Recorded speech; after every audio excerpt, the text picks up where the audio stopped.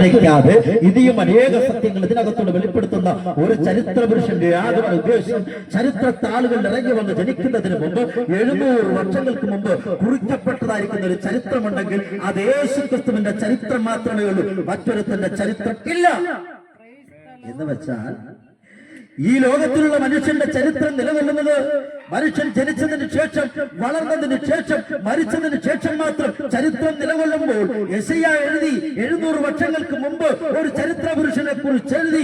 ആധിപത്യം അവന്റെ തോളിലിരിക്കും, അവൻ അത്ഭുത മന്ത്രി, വീരനാം ദൈവം, നിത്യ പിതാവ്, സമാധാന പ്രഭു. പേരുകൊണ്ട് പോലും ആധിപത്യം തോളിലുള്ളവൻ, അത്ഭുത മന്ത്രിയായവൻ, വീരനായ ദൈവമായവൻ, നിത്യ പിതാവായവൻ, സമാധാനത്തിന്റെ പ്രഭുവായവൻ ഒരു ചരിത്രത്താളിൽ കുറിച്ചു വെച്ച ചരിത്രം ഇന്നയോളം നിലനിൽക്കുന്നെങ്കിൽ അത് കർത്താവായ യേശുക്രിസ്തുവിന്റെ ചരിത്രം മാത്രമേ ഉള്ളൂ.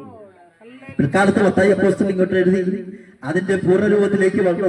ഇങ്ങനെ എഴുതി ചേർത്തു: കന്യക ഗർഭിണിയായി ഒരു മകനെ പ്രസവിക്കും, ജനങ്ങളുടെ പാപങ്ങളെ മോചിപ്പാനിരിക്ക കൊണ്ട് രക്ഷകൻ എന്നർത്ഥമുള്ള യേശു എന്ന് പേരിടണം. ഇത്ര മാത്രമുള്ള സ്നേഹിത, ജനിച്ചപ്പോൾ പേര് കൊണ്ട് പോലും മനുഷ്യന്റെ രക്ഷയ്ക്കാൻ വേണ്ടി ജനിച്ചത് ഒരേ ഒരുവൻ മാത്രമേ ഉള്ളൂ, കർത്താവായ യേശു ക്രിസ്തു മാത്രം. അതുകൊണ്ട് മനുഷ്യവർഗത്തിന്റെ ഇടയിൽ, ആകാശത്തിന്റെ കീഴിൽ മനുഷ്യവർഗത്തിന്റെ ഇടയിൽ നൽകപ്പെട്ട ഒരേ ഒരു നാമമുള്ള രക്ഷകന്റെ നാമം അത് കർത്താവായ യേശു ക്രിസ്തുവിന്റെ നാമം. ഇന്നയോളം പറഞ്ഞു പ്രസംഗിച്ചു, അനേകർ മുഖാന്തരം പറഞ്ഞിട്ടും യേശുവിന്റെ പ്രസംഗത്തിന്